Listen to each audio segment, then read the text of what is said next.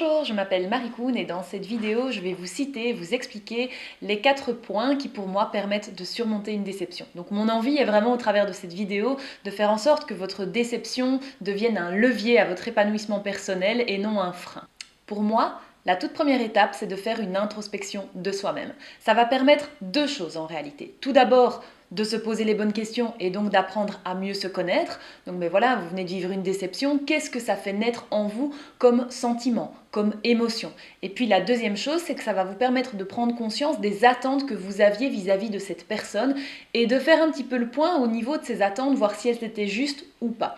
Donc je vais vous donner 2 petits exemples par rapport à ça. Moi, quand je vis une déception, c'est vrai qu'en règle générale, la première émotion que j'ai, le premier ressenti que j'ai, c'est de me dire mais finalement, si cette personne me déçoit, si une personne me déçoit, c'est sûrement que j'ai dû la décevoir moi-même par le passé. Et donc, bim, ça me met un coup dans ma confiance en moi, qui est quelque chose que je dois régulièrement travailler. Donc moi, ça me permet de mettre ça en lumière quand je fais mon introspection.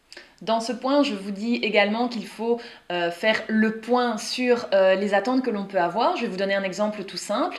Donc ici, moi, je suis devant vous pour faire cette vidéo. Et puis derrière, en fait, vous avez mon mari qui n'est pas du tout caméraman, qui s'occupe de tout ce qui est montage, lumière et mise en place ensuite de la vidéo. Mon mari, comme je vous le dis, n'est pas du tout caméraman, loin de là. Et donc si j'ai comme attente qu'il me fasse une vidéo avec un montage digne d'Hollywood, forcément que je vais être déçue. Et donc finalement, je suis un petit peu acteur de la déception qui s'enclenchera par la suite. Alors que si au contraire, j'ai une attente qui est réaliste de me dire, voilà, je sais que mon mari va faire tout ce qu'il peut pour m'aider à pouvoir mettre ça en place, je vais pouvoir m'ouvrir finalement à cette ce merveilleux ressenti qu'est un sentiment de reconnaissance, d'énormément de reconnaissance envers mon mari, de faire tout cela pour moi. Donc vous voyez comme finalement l'attente qu'on a, ça peut vraiment changer la finalité en fait de l'action que la personne va pouvoir enclencher, pouvoir mettre en place et le regard que nous allons porter sur cela.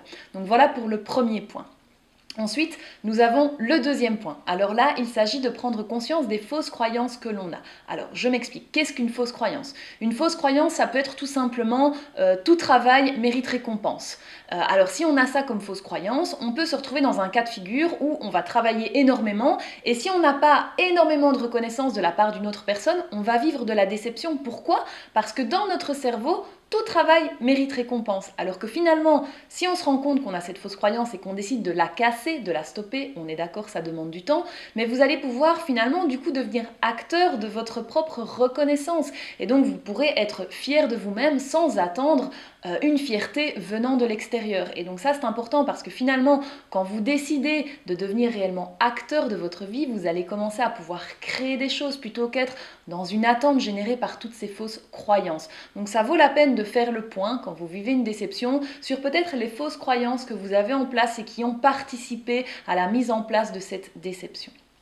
Alors, le troisième point important à mon sens, c'est d'être en accord avec le fait que la déception n'est pas un échec. Il y a pour moi 2 sortes de déceptions. Les déceptions que l'on va appeler positives et les déceptions que l'on va appeler négatives. Alors, la façon dont elles vont être, positives ou négatives, ne va dépendre que de vous.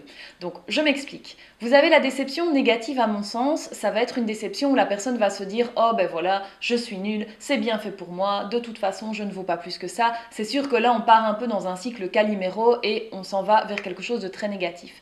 Si au contraire, la déception que vous vivez vous permet de mettre en place cette introspection dont je vous parle, cette prise de conscience de vos fausses croyances, mais finalement vous allez apprendre à mieux vous connaître et donc vous allez être dans un état de connaissance de vous-même qui ne va faire qu'augmenter et ça va vous permettre de vous libérer, d'être réellement de plus en plus, de vous rapprocher finalement de votre être profond dont je vous parle assez régulièrement finalement au travers de mes vidéos. Donc c'est vraiment prendre conscience que la déception, quand elle est vécue de façon positive, si je peux dire, va vous permettre finalement de devenir quelqu'un de plus fort parce que vous aurez une meilleure connaissance de vous-même. Et quand on a une connaissance de soi, donc quand on a fait un travail d'introspection, un travail sur nos fausses croyances, eh bien ce sont des choses qu'on va permettre de briser et donc il n'y aura pas de schéma répétitif de cela. Et donc c'est vraiment très très important de prendre conscience de cela. Mais pour en avoir conscience, il faut accepter qu'une déception ne soit pas un échec.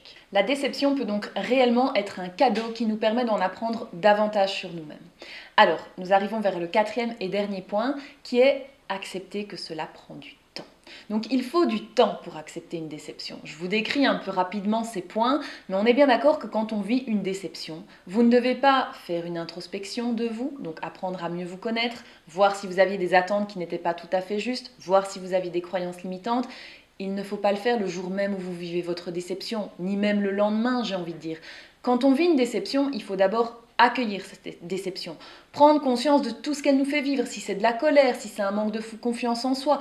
Prenez le temps d'accueillir, de vivre votre déception et finalement, même si ce n'est pas agréable, de passer ce moment. Il faut absolument en passer par là. Et c'est seulement après que vous pourrez mettre en place ces différentes étapes que je vous conseille. Mais il faut vraiment accepter que cela prenne du temps. Parce que si vous vous dites, bon ok, moi la déception c'est bon, je ne la ressens pas, on passe à autre chose, zou, ça n'ira pas. Parce que ayez confiance en l'univers, il fera toujours en sorte de vous faire revivre un événement similaire qui vous obligera à retravailler votre déception si vous n'avez pas encore eu l'envie de le faire.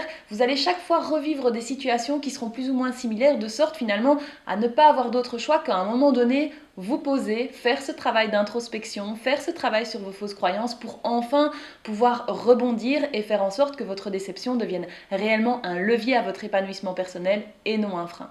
Donc voilà pour les 4 points importants, il me semble, à mettre en place pour surmonter au mieux une déception.